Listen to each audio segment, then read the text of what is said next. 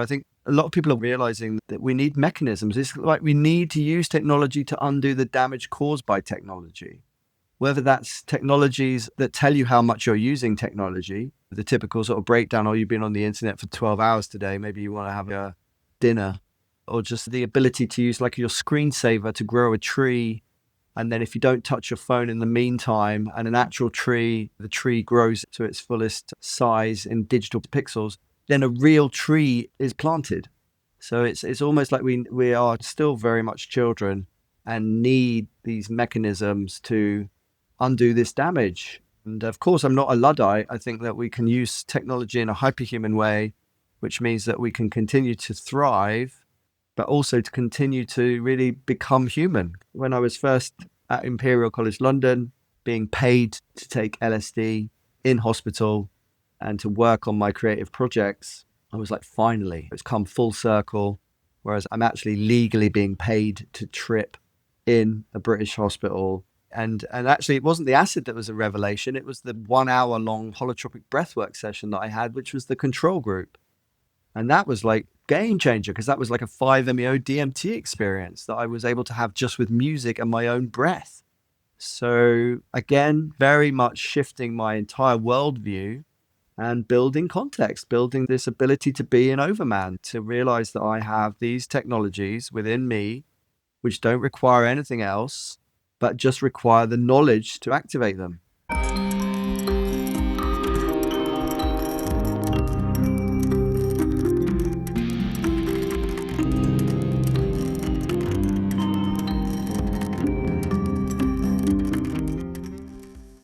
Welcome to the 29th episode of Humans on the Loop.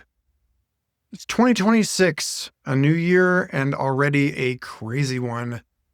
We're back from the halcyon days of midwinter mania with an ironically sober perspective on wisdom and technology from one of my favorite inveterate psychonauts. Because, as Doug Rushkoff recently wrote on Substack, it's time to see things from another angle. Hunter S. Thompson may have put it best: when the going gets weird, the weird turn pro. So I'm ringing in the new year with you as a professional scholar and cartographer of the weird, one of many, in a growing mass divergent open search of possibility space.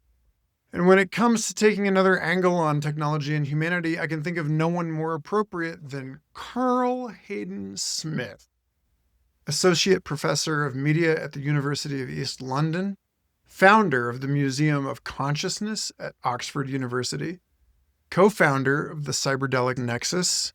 Raising over £10 million in research funding, Carl has given over 300 invited public lectures, conference presentations, and keynotes in 40 countries, and published more than 50 academic papers.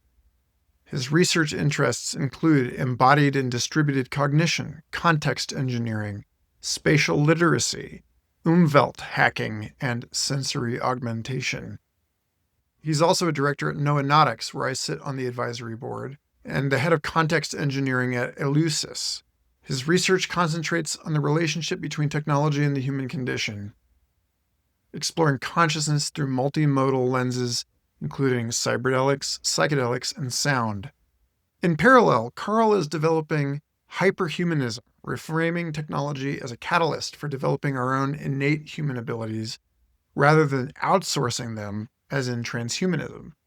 For the last 8 years, Carl has been very fortunate to be a participant in the NN-DMT and 5-MeO DMT research at Imperial College London, which included NN-DMT EEGs, EEG and fMRI, NN-DMT-X, and more recently, the 5-MeO DMT nasal spray produced by Beckley Psytech.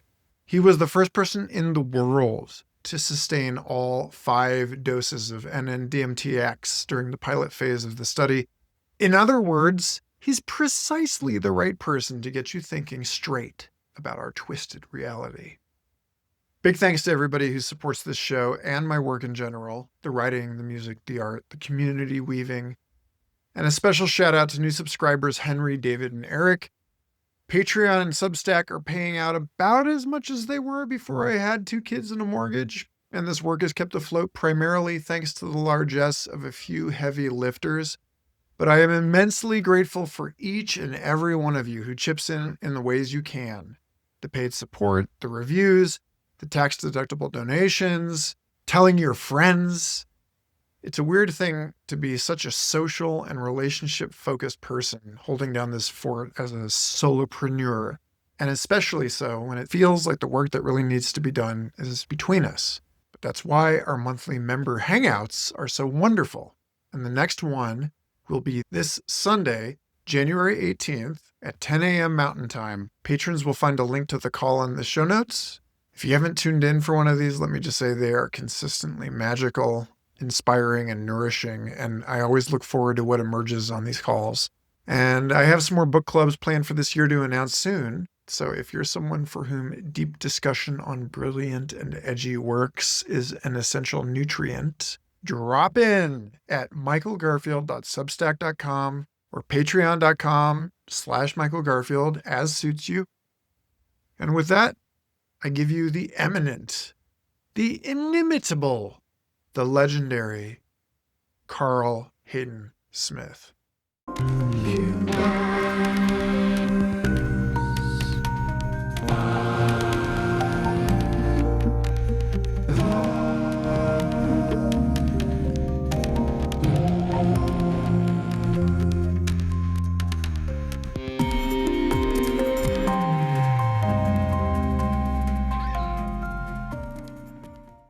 Yes.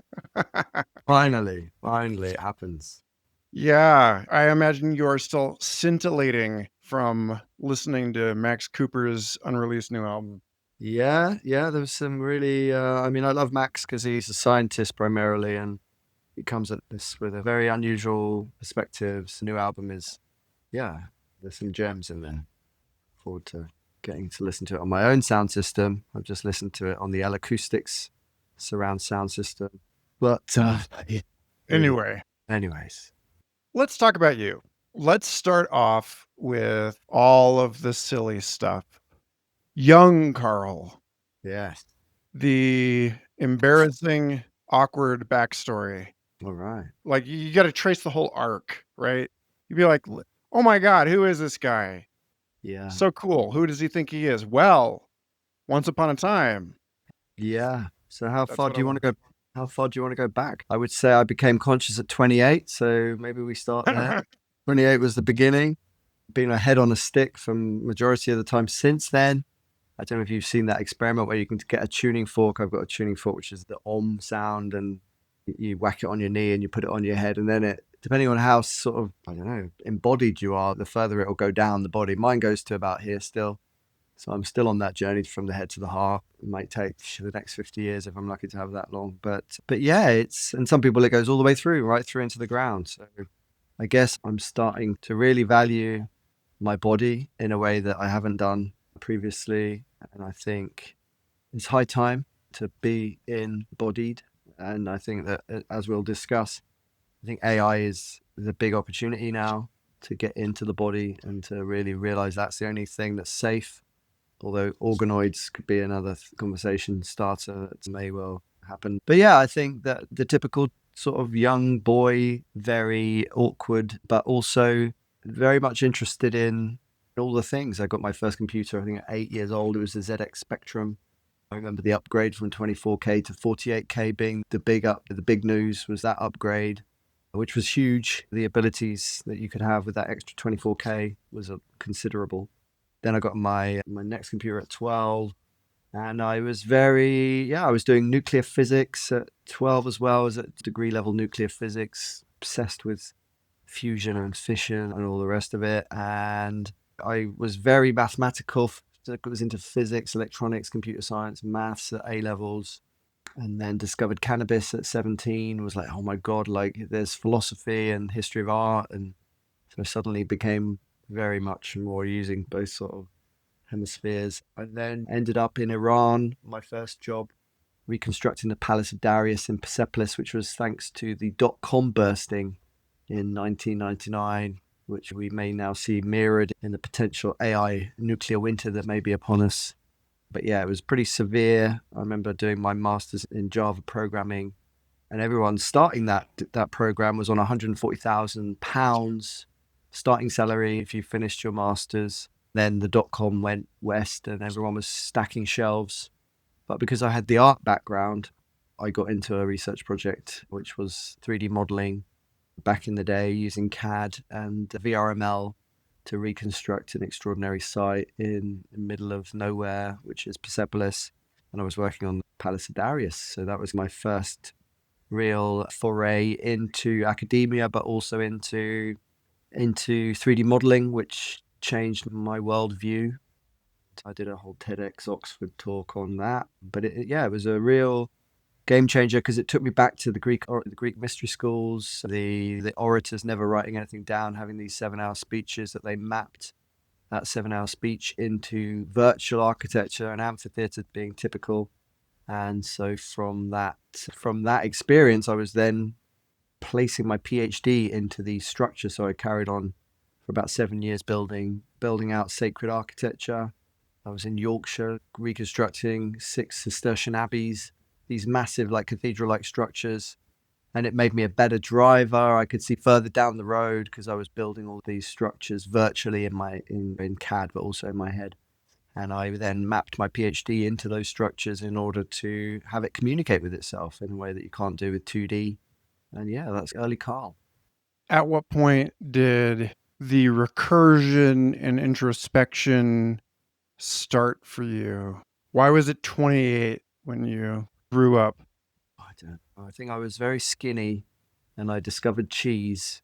And in 3 months, my whole face filled out, very large nose at 27.5. And then suddenly I discovered cheese and I put on a couple of stone and then I was there. I was fully there. So I think it's down to cheese. That kick-started my existence. The microbiome? Yeah, it all just clicked into place. I can't thank cheese enough. What about the psychedelics and technology link? Yeah, well, as I said, cannabis was a big start for me in terms of writing. I was always, aware of the channeling that it opened up. And I guess I've been interested in anything that opens up that channel to writing, to the introspection, the ability to. Everyone says if you write stone, then it's all nonsense. But I never found that. I always found that even now I can look back on some of those scrambled journals and find nuggets of gold. So I feel like, yeah, the living archive.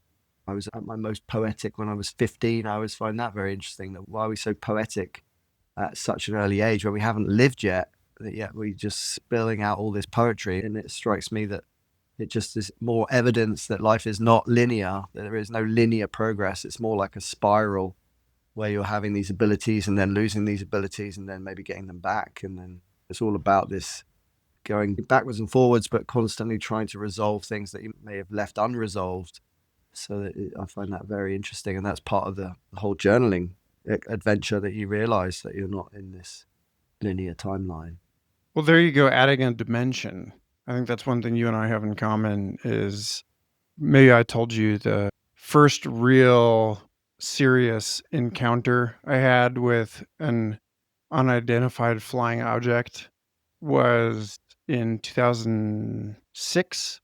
I'd already seen them a couple times, but that was the time that I felt like I was being instructed.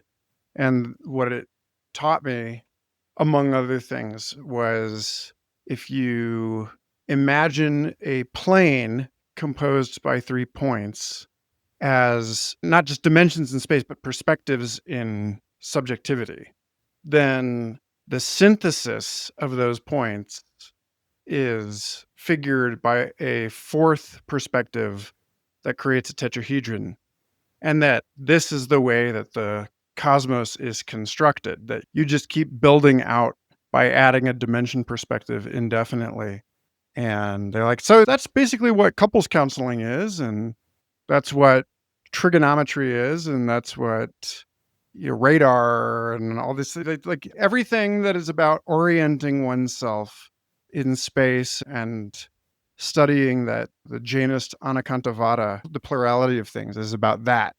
So it makes sense that now I have a through line that puts you in architecture and 3D modeling and so on. And there's a clear looking into the computer seeing how you can structure things inside of the representations in a computer and then turning it around or inside out and starting to think about some of the stuff that you sent me about structured journaling and Hegelian synthesis in reflective process on one's life. But where I want to start you is in this piece that you sent me, Over Becoming: Hyperhumanism as a Bridge Towards Interbeing.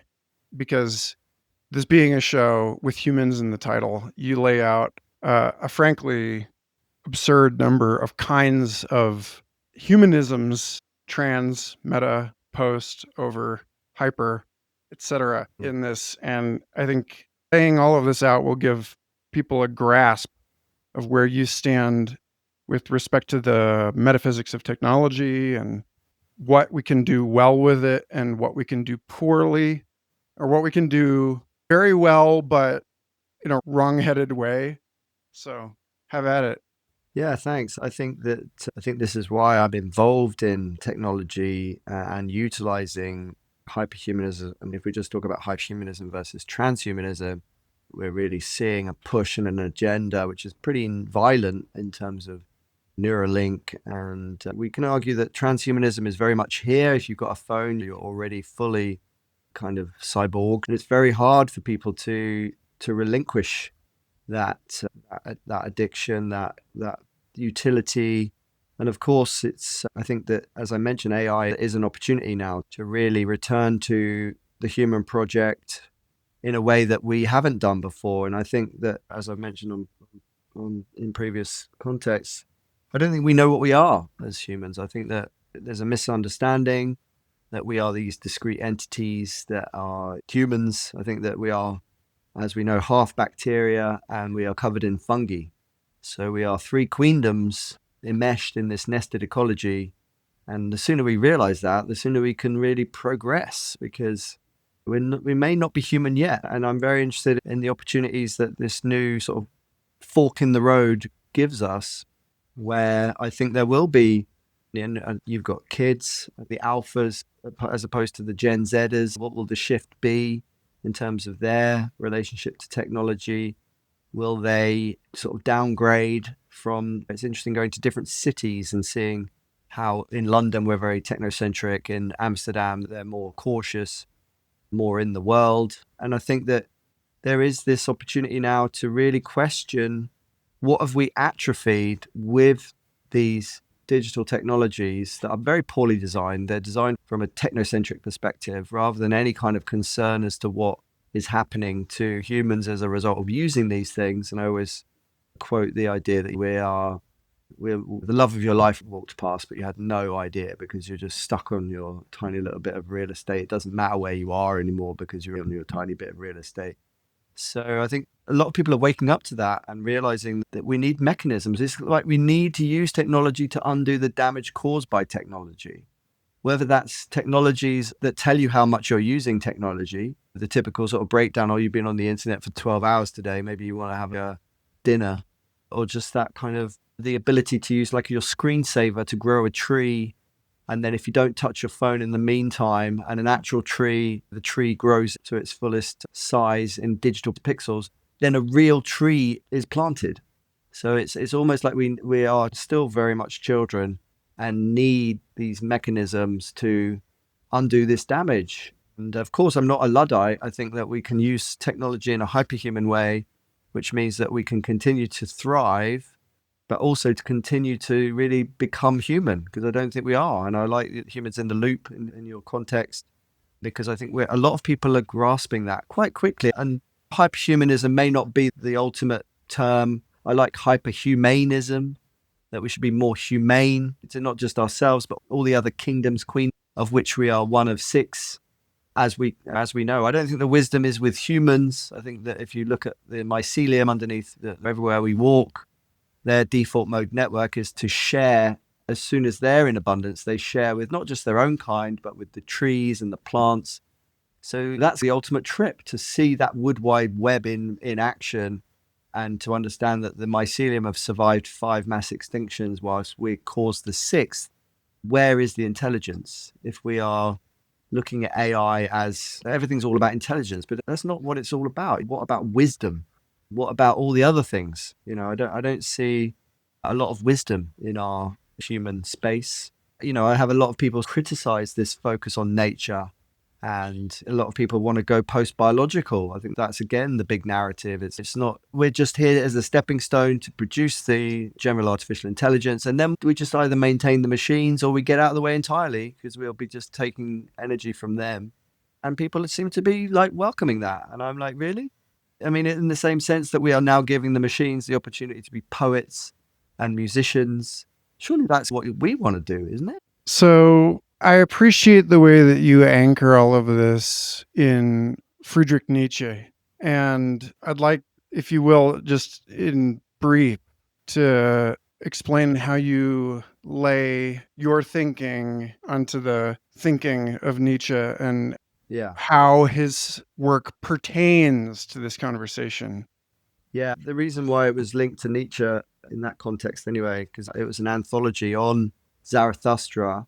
And in Zarathustra, we have the archetypes, which are the afterworld's man, the last man, and the overman. And a lot of people associate Nietzsche with transhumanism. And I felt like that needed to be corrected because the transhuman in Nietzsche's thinking is the last man, which is your everyday man that's just trying to get through it.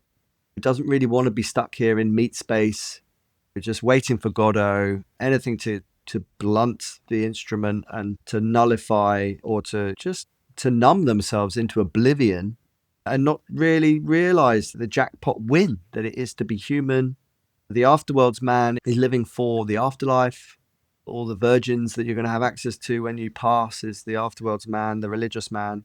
And the overman is what I consider the hyperhuman, that is really considering this existence as an opportunity for ontological design, for context engineering, for realizing that we may not just have 5 senses, but 30, 40 senses. How many people are utilizing those senses? How many people are aware of those senses? So now we move into a new economy, which is a context-based economy where we can change the way we see. We can change the way we hear. And that transforms all the content that already exists. So much like with my students in London, where we're talking about transmedia, it's not so much about the story or the song anymore. It's about the story plus the story world. So it's not enough to just create songs or art. You're creating a world with that piece. And I think that's the opportunity that we now have the ability to change the context.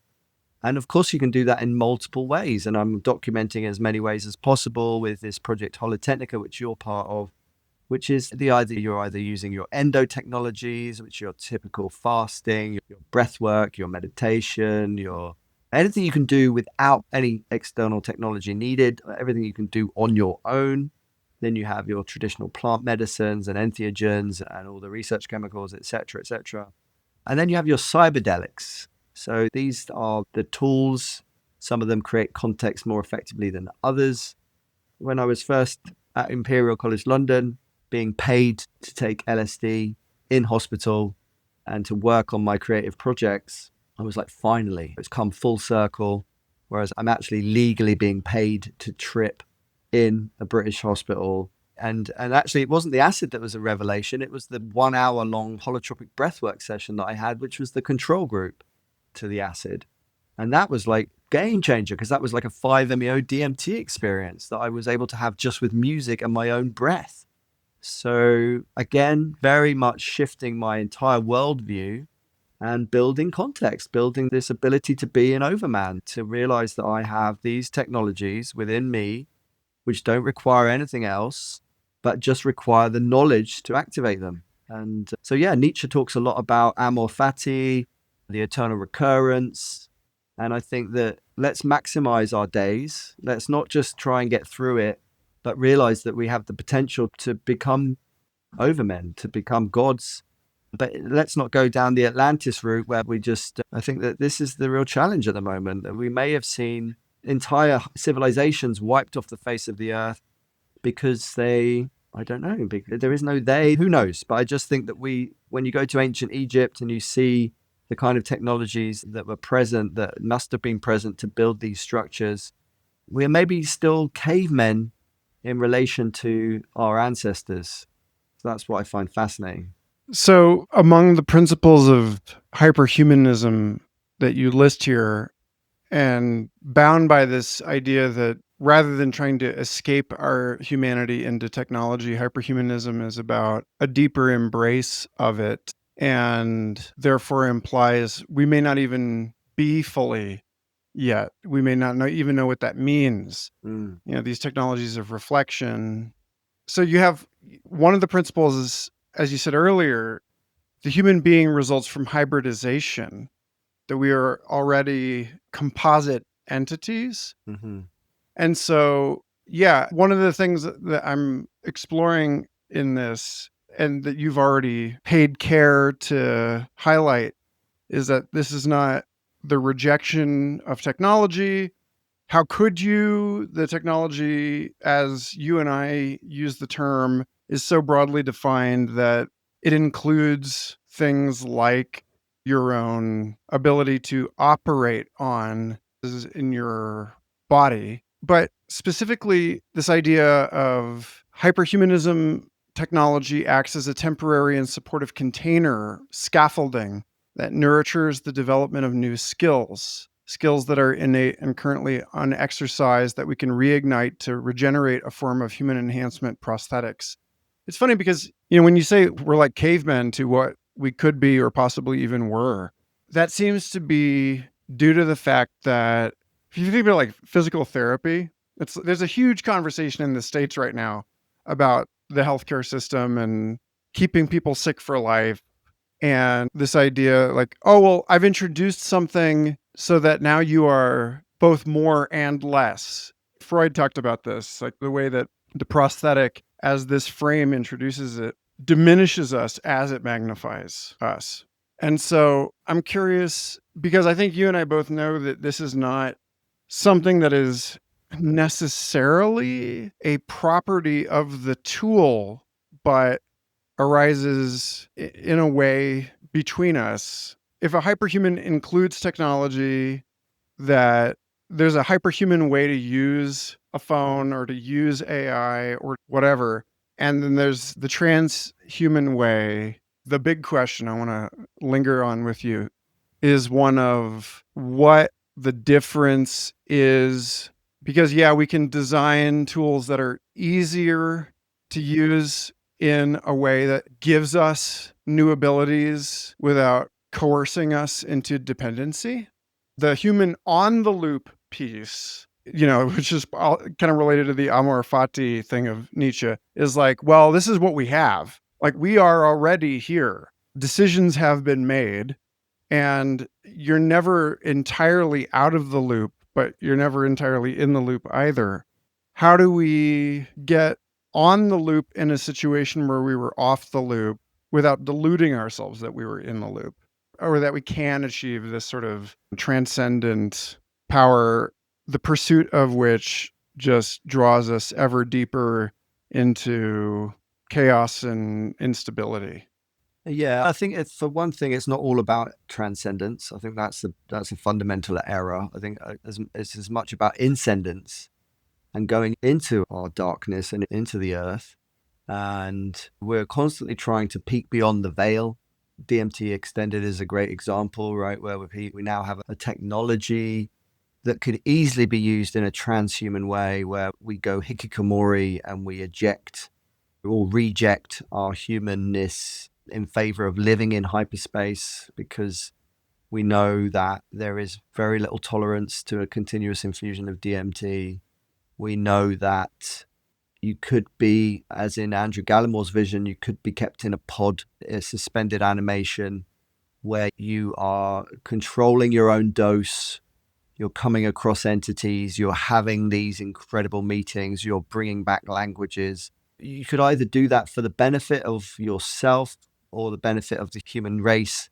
I love that term, human race. But I think that my vision for DMTX, and I know we're both involved in this project, is a much more of a hyperhuman approach, because I have done 3 months of DMTX, and I was the first person in the world to do all those dosing sessions and have 0 anxiety ratings. So I think that there are ways of treating this opportunity as an opportunity that doesn't atrophy our human project, that does potentially give us two-way access to this sentient other. I'm still completely on the fence as to whether we are interacting with an independent parallel reality, or whether it's higher self, our own archetypes, our future self even. But yeah, there's a hyperhuman approach to that, and there's a transhuman approach to that. And I think that the danger is the transhuman approach, where we use it as another escape. There's plenty of escapes that we're generating as technology advances. And whether it's living in virtual reality, living in DMT land, living just like a typical hikikomori in Japan, which is 500,000 plus young, mostly men, that have decided reality is too tough. I can't have a family and support them. So I'm just not going to bother. I'm just going to check out of society altogether. And I think that's the real danger, that we see a mass exodus from society. And we are social creatures by default. That's the whole point. And I find it hilarious when you see all these billionaires building bunkers, thinking that they're going to have an advantage by isolating themselves off. I've got a friend who's got 11 tons, I think, of imperishable food in a lockup in London. And I'm like, well, you're going to be the only fat one. Do you think that's going to work? So I think that, yeah, there's lots of people just trying to escape the human condition. And I see these conversations, these frameworks, as ways of working through what is adjustable in that human condition, what's more or less permanent. You could argue that we haven't really, as we talked about with the ancient world, in some senses, we haven't progressed at all. In fact, you could argue that we've gone backwards. So if we also think about language, and a lot of the time when I'm in these DMT worlds, I'm communicating with these entities very easily telepathically. And I think telepathy was probably the primary form of communication. Then we built language on top of telepathy. Language was less optimal. Now we're building the metaverse on top of language, this mixed reality world, which again is a further abstraction away from telepathy. So we live in very interesting times. And I think that these large language models means that people like my girlfriend maybe will be in an advantaged position, because she's an amazing writer. She's an orator. She is somebody that, would have been valuable in the past. Now she feels like her value, her currency has dropped into the ground because she's not a technologist. But at the core, we have oration. How good are you with language? Because it's all about the large language model at present. Who knows how long that will be in the ascendancy. But I do believe if you know the words the world is made of, you can make of the world what you will, as Terence McKenna points out. But the key thing, I think, is that we need to understand that we are receiving the signal. We are channels. So how do we maintain, and I think this relates to this humans on the loop, how do we maintain our channeling? How do we understand that the more we press these buttons, these instant, give me a girlfriend, get me a job, it's these one button solutions to everything. Everyone's just pressing, make me an essay. And I tell my students, don't just get the computer to do the work for you, because you'll end up useless. You'll end up with no skills, and you will have wasted all of your precious time at university at great expense by outsourcing your intelligence to the machine. And I think we're already seeing evidence that the convenience, the instant results, of course, we are creatures of comfort, we are creatures of convenience. So it's almost like we need to build friction back in. And I know people that won't even go to the internet unless they found out other ways of getting the answer. They won't even go to the bigger brain, as they call it, without trying their best to get there, without that ease of access. So I think the key thing is, how do we understand that we are these channels? We need to respect the signal. And if you suddenly start pressing buttons to get all of your creative work done, you're likely to atrophy that channeling ability. And I think it's mirrored in the way we understand consciousness. I think that we are receiving consciousness. I don't think we are transmitting it from our brains. I don't think the brain is the core of our ability to be conscious.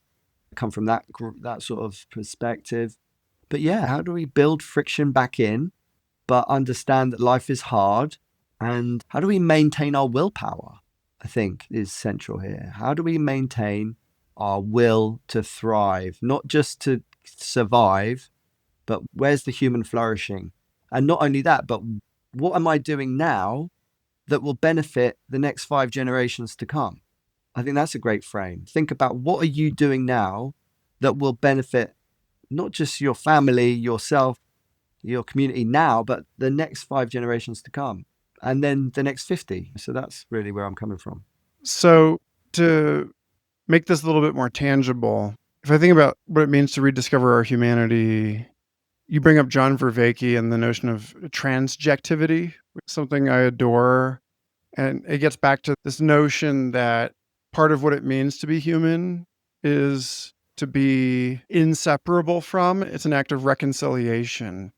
So, like, the friction only occurs in points of contact. So, concretely, what changes for you about the way that you relate to the smartphone or the language model as a way to create useful friction? I just finished my conversation with Kayla McDowell, and they're hugely inspired by Dale Pendell, pharmacognosis, and the notion of the poison path, and the idea that technology can be engaged in the way that we engage psychedelic drugs. Because like you talk about psychedelic drugs as, hey, you're not tripping all the time, and it has enormous metabolic demands to open the brain up like that.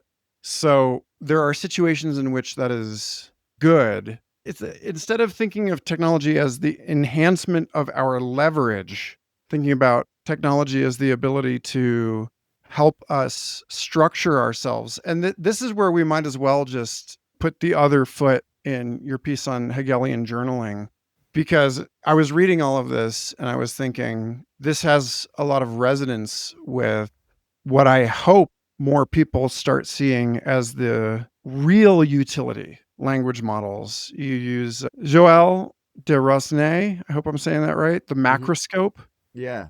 the idea of being able to see beyond one's concept of self and the patterns and the relationships and the systems. And that this is what journaling and the essay have done for us historically. That I think about the language model as a scalable mirror. And yes, obviously we have run right into the narcissistic component of that mirror in what Josh DiCalio calls the scalar synecdoche, which is as soon as you see the Earth from space, you start thinking about technocratic conquest, global systems management. But I want to hear how you in your life have played the other side of this in ways that people might shift in their relationship to the things that they actually have in their built environment and that are a part of them, but are not part currently of this transjective self. Can you just explain what you understand by the meaning of transjective? Yeah, that if subject and object are co-arising, then what you're calling friction is the relational property. Like, well, the friction is not in my hand or in the table.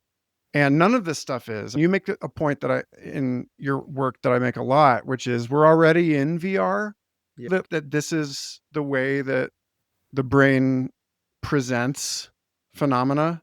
Yeah. So it seems like both the objective and the process of hyperhumanism are tied up in this shift of frame from I'm going to use the smartphone to get what I want to the smartphone is already a part of me that is making certain things harder when it's being used at times that the function more appropriately belongs to that of some other organ, if that makes sense. Yeah, I mean, I really love that. I can't remember, the paradox of choice and the idea that you may be watching your kid play baseball at school and you're thinking, this is fantastic, but I could be checking my email, my work email right now. And even if you don't check your work email right now, the fact that you are thinking about checking your work email right now means that you're not there. You're not there with your kid. And I think that's really fundamental. And one of the ways I have been hacking or using my technology from a hyperhuman perspective, I don't know whether I've shown you this, is I've smashed my screen. Half the screen at the top there is unusable. And when I did that the last time, I was told, because it felt like locked in syndrome. I was like, okay, I'm locked into my device. I can't access all these contacts. I can't access my data. And of course, it's not the phone that's important. It's the data that you really want, right? And all the functionality that it provides. So then I was told that you can plug a dongle. So this is just a USB-C dongle, and then a mouse. So this is a trackball. And so I've been using this for over a year. And so now I can use this to control my device, and I'm able to, separate my hand from my phone. And suddenly I've got good posture because I'm able to keep it at a certain perspective. I'm able to utilize everything about it, but I downgraded the keyboard so that I'm actually typing each letter. In Wales, they just introduced a 20-mile-an-hour speed limit. And I've said to my friends that are like pulling their hair out going, oh, I can't go any further than 20 miles an hour. I'm like, just treat it as a meditation. So now I treat my interaction with my device, because it's clunky, because it's a barrier to entry, as a meditation. So I'm intentionally utilizing certain things. I'm using much less. I'm using it instead of 150 times a day. I'm touching my phone. I'm going through about 5 times a day, because I can also plug a keyboard into this. It's not just the mouse.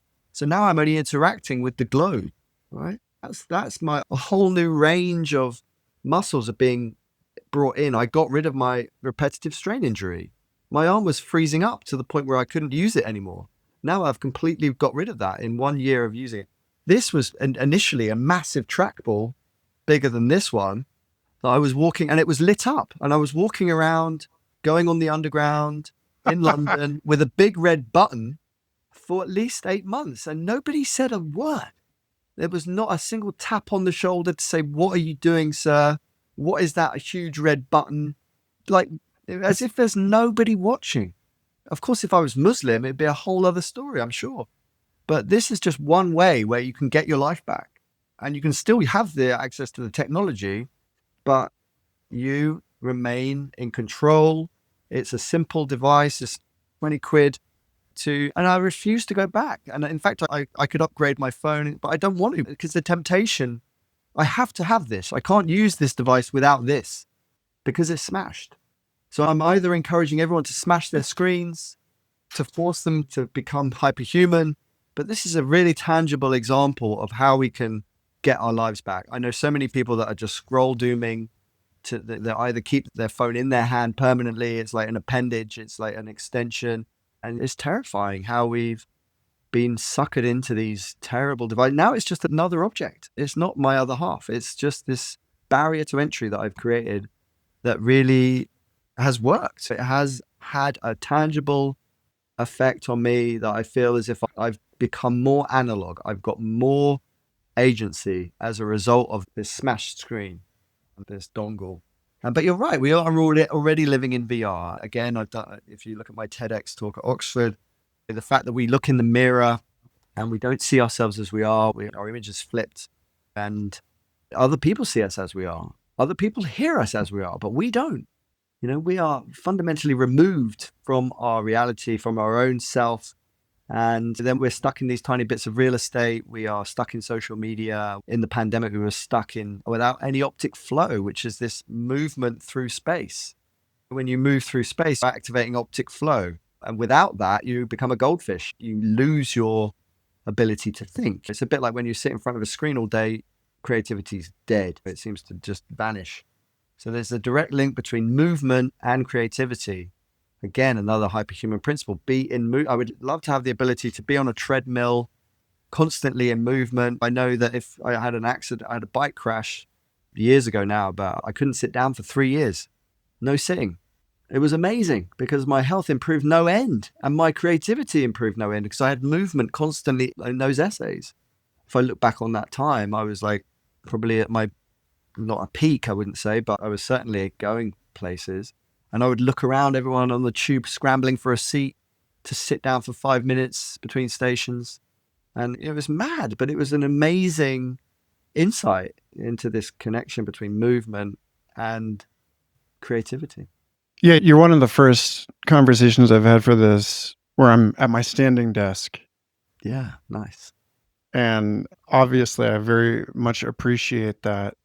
And I want to think about all the other kinds of movement with you. There's something in the smashed phone that is, well, it can be your destiny if you choose it, or it can be your fate if you it and just let it happen to you.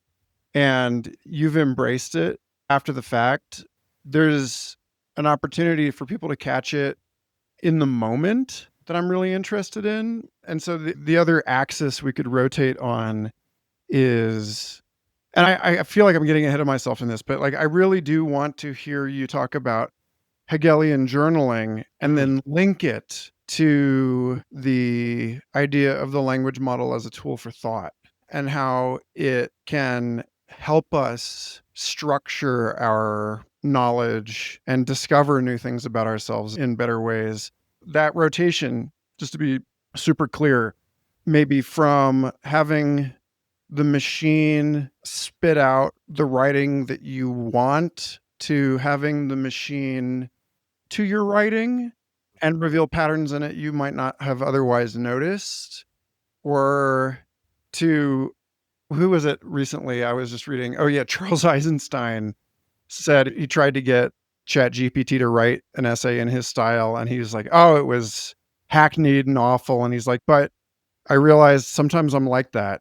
Like sometimes I do this. That's again, that's the on the loop piece, is if you actually, wherever you want to put it in as you balance the equation, if you actually do reflect on the output of these systems, if the reflection is there somewhere, then you see the automaticity where it's not. And yeah, I'm curious to hear you reflect on that. Thank you. Yeah. I think the key thing, being a professor in London at the moment, in teaching some of this technology and thinking about how can I, it's a moral question. You know, a lot of the students I'm teaching are wanting to work in the creative industries, and the creative industries are the lowest hanging fruit for these technologies. And if you want to be a lighting engineer or a cameraman, and then it's, well, do I point out that a lot of this stuff will be automated, or people will be making films with large language models? They're already doing it. I know DJs that are no longer downloading tracks, they're prompt DJing. So they're literally don't know what's going to come out. It's a bit like the algo raves back in the day, right? So literally, this is a whole new thing that's being birthed. And I think that it's fascinating that we can't really stop students from utilizing these tools. Some people try, but the problem is that some people write like an AI. They just do. That's how they write.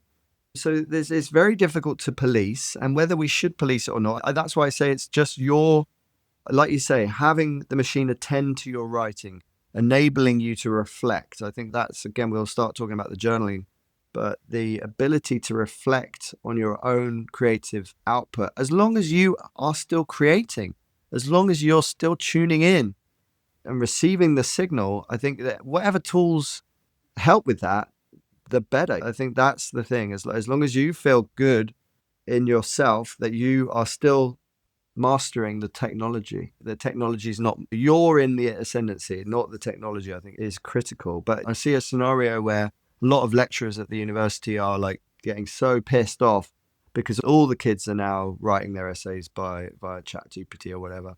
And then they're like, why should I bother marking them? I'm going to use ChatGPT to mark the essays. And then it's just a conversation between two. Nobody's there. The humans are not in the loop. There's no humans present. So when it comes to the journaling, I think it's what Kierkegaard says, that life must be lived forwards, but can only be understood backwards. That we're not taking an active role in our construction. I think that's what the journaling practice gives me. I write from three sort of semantic levels: content, what I did; context, what I felt; and concepts, what I thought. So I have the perfect data set for an AI, really, because I have thinking, feeling, and doing.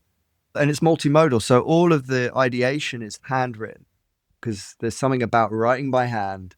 And again, this is what I tell my students in day one of class: is get yourself a notebook, get yourself a pen, start writing by hand, because there's something about imprinting that occurs. And that's why I choose to write down the ideas.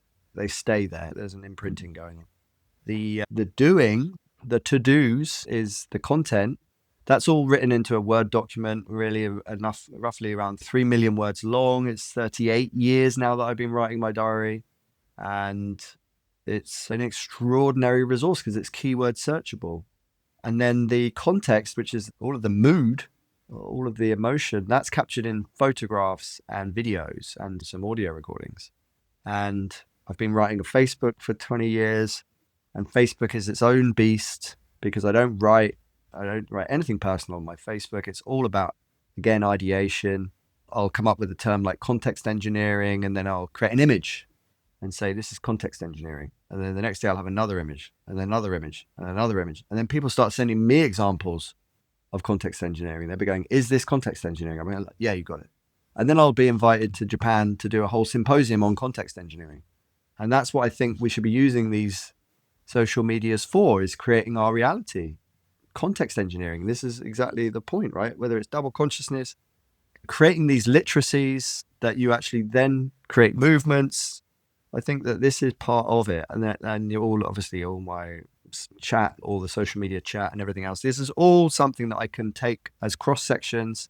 So I can look at this day last year and the year before and the year before and the year before and the year before. And I got 38 different me's communicating again.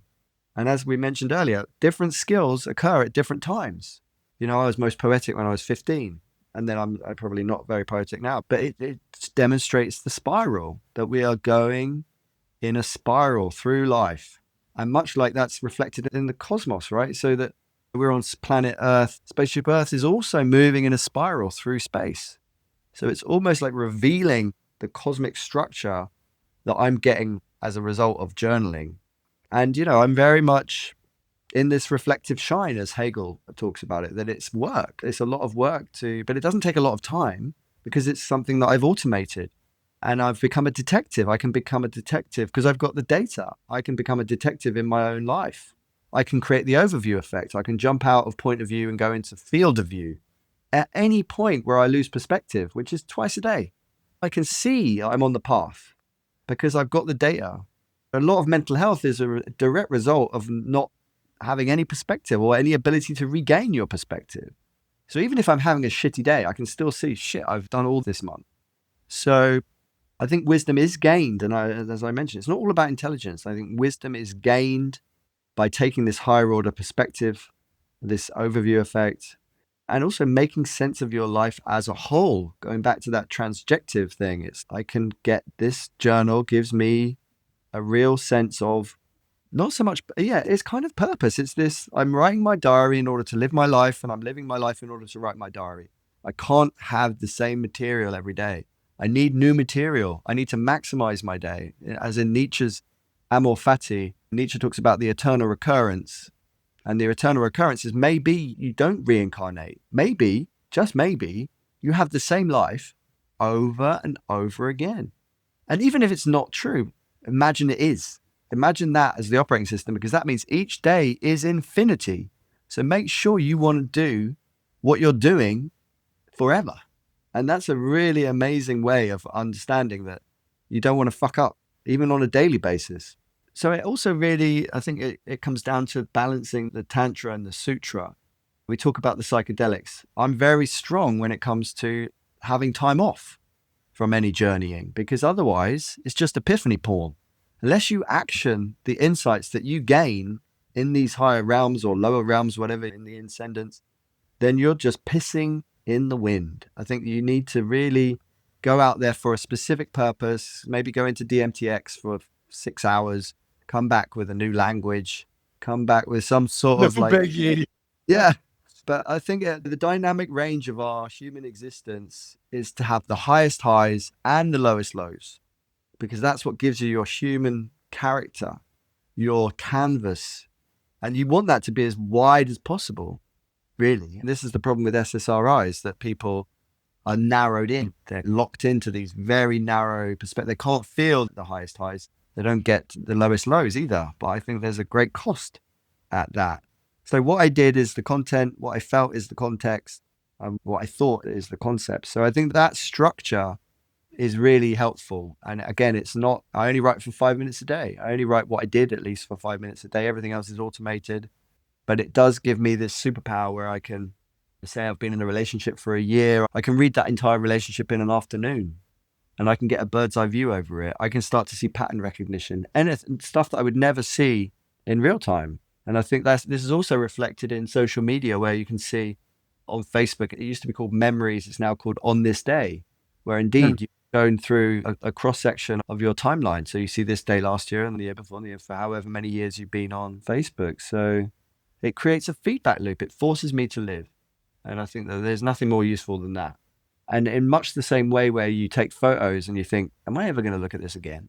Which, of course, all those people at gigs where they're just like not even there. They're just holding their phone up. They're looking through their shitty phone and they're recording constantly, even though they're never going to look at any of that again. And that's how I treat the diary. I'm like, is this worth doing? Because does it fit into the body of work that already exists? And when I take the cross section through it, am I going to gain anything from doing this? So it really does in some way limit what I do, but also makes me push forwards in that hyperhuman way where I want to get new experience, new ontologies, new types of experience. And I'm thirsty for it because I've had a life review. It's a whole other thing, but I had a life review. And in that life review, I was able to access anything in the scene. So this is where double consciousness sprung from, because I'd stopped moving forwards in time. I was only able to go backwards in episodic chunks. So I was in my normal consciousness as I am talking to you, but I was also in the consciousness of my avatar going backwards in time. So I was in a double consciousness. Then the first thing I tried to do was go into a table and become wood consciousness. And I successfully experienced what it was like to be a wood consciousness. I was in a triple consciousness. And then I was able to access anything else in the scene. So whether it was books, I could become the author. Films, I could become all the actors. Don't get me started on that. But that made me realize that in the death state, we are most likely experiencing a field of view, not a point of view. So I now realize that it's my responsibility to drive my point of view to access the field of view in the death state, because I do believe your life becomes a product. It is a learning chamber, whatever we're in. It's some sort of learning experience. And so therefore, be very careful about who you spend your time with. Be very careful about where you go. So I need to go to the Amazon at least for a day so that I can then access the Amazon at will and go into every life form that's in there, which is, again, like, don't spend all your time with humans. Don't even make music just for humans. Make music for the other species, because you'll be rewarded. In that double consciousness, again, I feel like normally I'm on the other side of the table here, but in conversation with you, it's my job to keep things mundane. Oh, please do. And I feel like I had, in a previous episode of this life, a long entanglement as a social media professional. There's like 2 points I want to make on that I think tie into everything that you just said, and I'd love to hear you embroider further, which is that I get the sense that most institutions still treat what Fred Turner would say is network media as though it were broadcast media, that they're using social media to amplify themselves rather than, and again, this gets back to the transjectivity piece. It's rather than to understand that, to carry it forward into language models, when you prompt something, you get something back, and then you review it, you reflect on it. It's not a one-way thing. And that what works best on social media to solicit engagement is often to ask questions. It's like, this is a chance for you not just to say what's on your mind, but to ask what other people notice. And that this is a means to a double consciousness, in that you've got on this day, the linear axis of time, if you're going to collapse it down to that. Then you have the spatial and the sociocultural axis. And then likewise, for reasons I completely sympathize with, a lot of my friends lately have been not just deactivating Facebook and Twitter, but deleting their accounts. And I get it because I was somebody who journaled obsessively through high school and then got to a point in my life where I decided I was going to burn them all. And I did. And now I look back on that without the embarrassment of whatever it was that I felt like I was trying to distance myself from. And given enough distance, that stuff becomes useful again. And I've been telling my friends, I'm like, look, I get it. If you never want to be on Facebook again for the rest of your life, I'll support you. But there's an opportunity there that you're, you're like throwing in the fires of Mount Doom, which is all of that data. By destroying it, you're not harming Facebook in any meaningful way. And it gets back to that thing of me versus them. It's, well, I'm sorry to tell you this, but actually, Facebook is part of you now. You're not going to get away from that. Like, you're going to cauterize it maybe, Yeah. but then you have a phantom limb, Yeah. and there's no chance that you'll ever learn anything new from that. And so I would just, there's again, these like all these mundane ways that I think the really exciting opportunities available to us through the very bleeding edge of technology are already present at every layer going back down the tech stack. And I'd just love to hear you riff on that. Yeah, so just starting with Facebook, I have such an amazingly, I spent so much time cultivating that. And of course, none of it's yours, right? It's all for you, but none of it's yours. And so I've printed it all out. I printed it all into books. And you can easily do that with something called My Social Books. There's not even Facebook that enables it, but it enables me to have a whole bookshelf. Each year is 400 pages. It was less during the pandemic, so there were no events. But I have now 20 books, thousands of pages.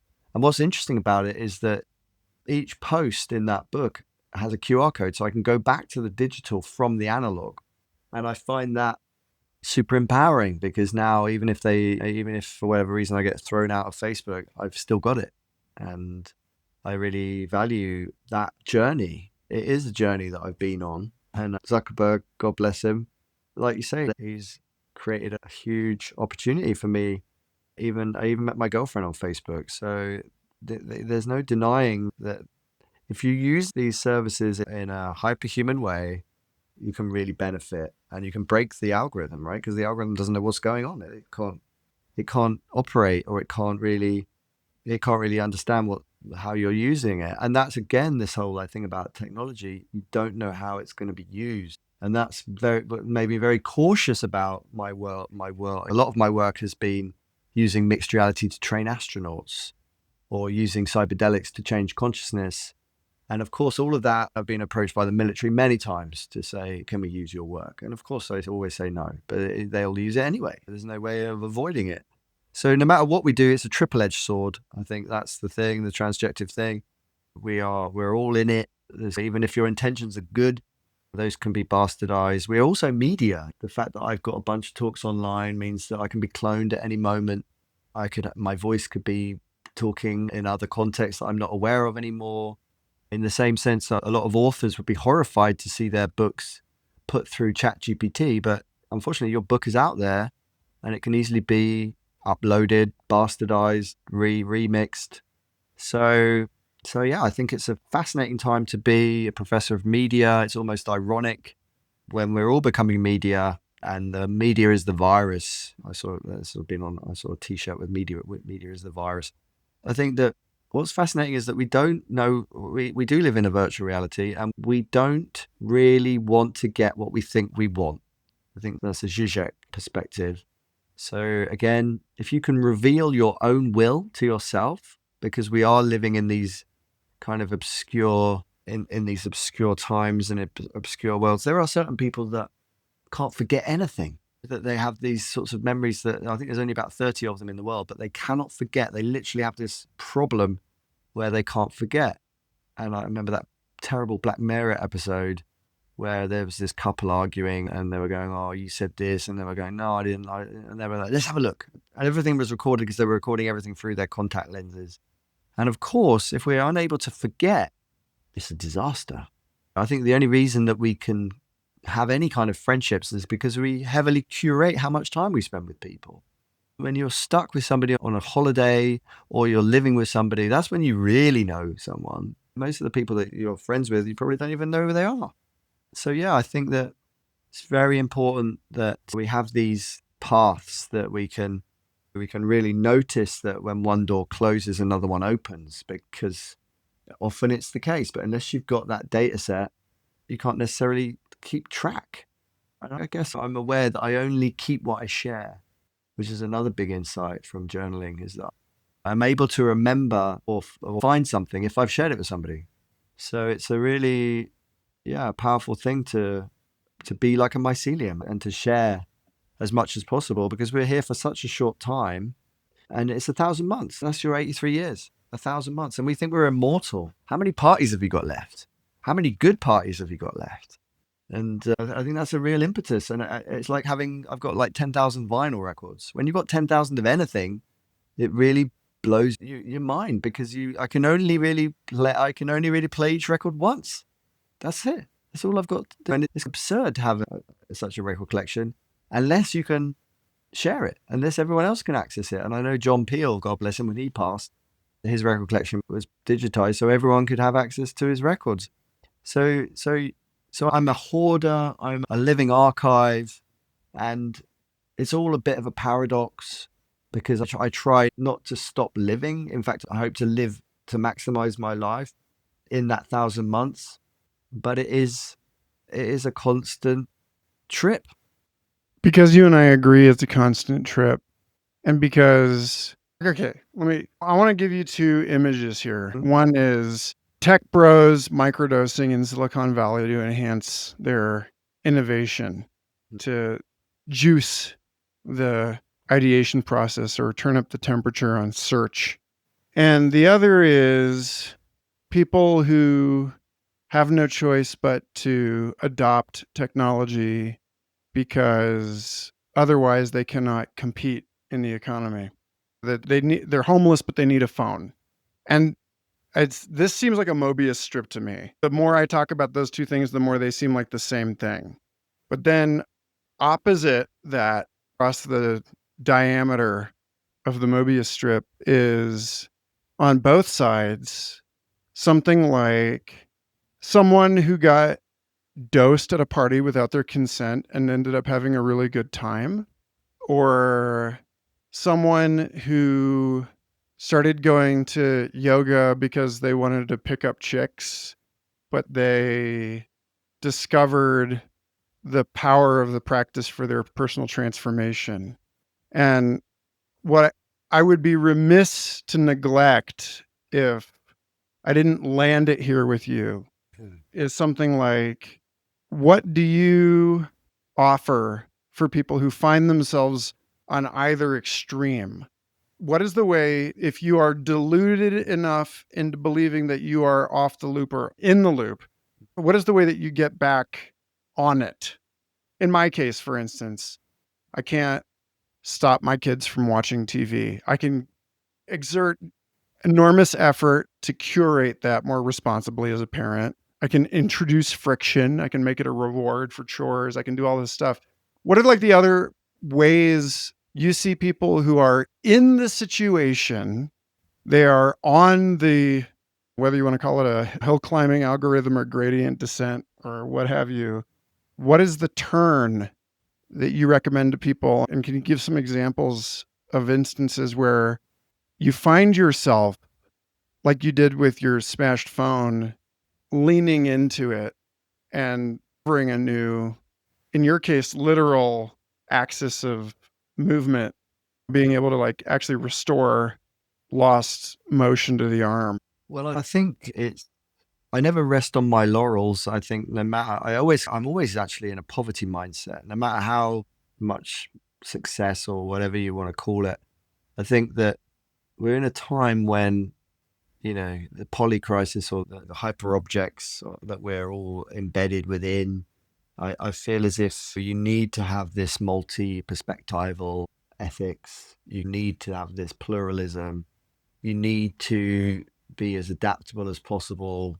I always, even though I'm constantly hoarding, I'm always thinking. I remember moving from Glasgow to Sheffield, and I was living out of a bag, just a bag, and it was so liberating to have no stuff. So yeah, I guess it's this imagining. This is why whenever I do a psychedelic trip, I always introduce cannabis, because cannabis opens up the shadow. I don't want to live in a yin without the yang. I want to be challenged. Same with my listening with Museum of Consciousness. It's funny going to Berlin because they can't stand the yin, right? They can't stand the healing sounds. They want the challenging because they're so jaded, because they live in one of the most karmically heavy psychogeographies of any place on earth. So you can play them the most sort of yang sounds and they lap it up. And I think that it's the same for me. I want constructive criticism. I don't get much from praise. And I think that's the case for humans as a result of our human condition, that we learn way more from our troubles, from our crises. And I don't see that changing. This is why I think the big problem with this convenience, this leaning towards one button solutions for everything, is it leads to disaster, because you need the grit in order to flourish. You don't really flourish from success, unfortunately. And in some ways, it's this cosmic joke, right? That we learn only from things that go wrong. So I think sharing not your best practice, but the worst things, and it's more common now, where you'll start a conversation and it will be, how are you really? And people are starting to authentically relate. I think that's a huge part of hyperhumanism, that it's not about sugarcoating it. It's, yeah, I'm in a really shit place. I fucked up my foot and I'm hobbling around like a homeless guy. And I think it's really important to be able to drop into being homeless, even if you're wealthy. I think that, what's that brilliant film, The Game, Michael, the Douglas film, where everything can be taken away from you. And in fact, it should be, because you become jaded and you've lost your perspective. And now it's time for you to be kidnapped and taken to Mexico and have all your bank accounts emptied. And then you have to work your way back to your life with no help, with no access to your friends. And even though if that's a simulation, I think that it's even a service now. It's even something that you can pay for your jaded friends. So I think it's important, again, it comes back to the journaling practice, to have that reflectivity, to understand that you're living a gifted life if you're not struggling to raise $1 a day to survive, which is the majority of the world. So if you are in a privileged position where you do have time to be creative, don't fucking succumb to the convenience of, I've just made an amazing album and it was all done by my LLM. So yeah, hopefully that gives you some perspective on my position. Tomorrow I'm releasing a thing I might have sent you already, I forget, where I went text to music Yeah. and got all this really cool stuff back. And then I was like, I'm going to make this hard. I'm going to try and layer and agonize over this for a year. I'm going to spend a year on one 7-minute track. And that ended up being the theme music for this show. Beautiful. Because there are certain things I'm just not good at, Yeah. but I'll let the machine do that. And any part that I feel I can do better or might be able to do better. And obviously at some point you didn't have to grow your own hemp to make your own rope to all that. But yeah, so let's land this in your best future vision. We're there. We're here. It's now. Where are we? What do you observe about this amazing world that includes all the things, not just the stuff we were trying to avoid, but they're there, but the things that we thought were too good for us, and we have those too. Yeah. I guess it's a world where we've abandoned screens altogether because we can no longer trust anything on them, whether it's audio or visual, which is not really thought about as a potential outcome for where we're at with media, that we may just abandon screens altogether. This is, again, a very thought experiment. But I think I love this term hobbitism. One of my friends came up with it, and he says that the ultimate art project of the human is to become a hobbit and to be in nature and make a really good cup of tea.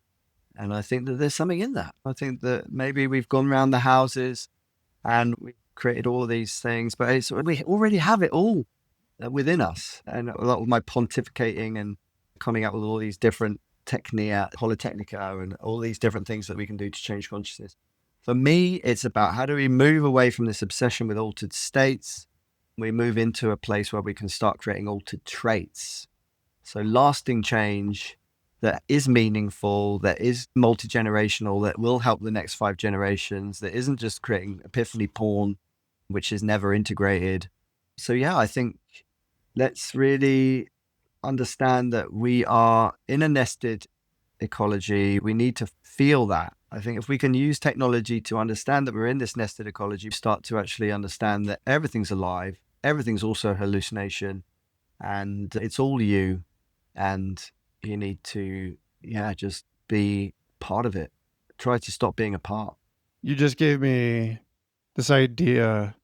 I think I heard about somebody doing something like this somewhere, where it's, if you hear a party around the corner, you're going to go, even if there isn't actually a party. That there's if you play bird song in wounded meadow, and then birds start coming, and then eventually there are enough birds there, and then you take another field recording and you're like, it's an even bigger party. And then more birds show up, and that it's like a sourdough starter or something. I was just talking with, I don't know if you know Richard Bartlett, but he and I have something in common. And if you don't know him, I'd love to introduce you, which was this. He was talking about how he loves to code his own psychedelic experiences, write the music, play the music in advance. And then there's just something, it's like a fecal transplant. There's just something about getting that, closing that loop.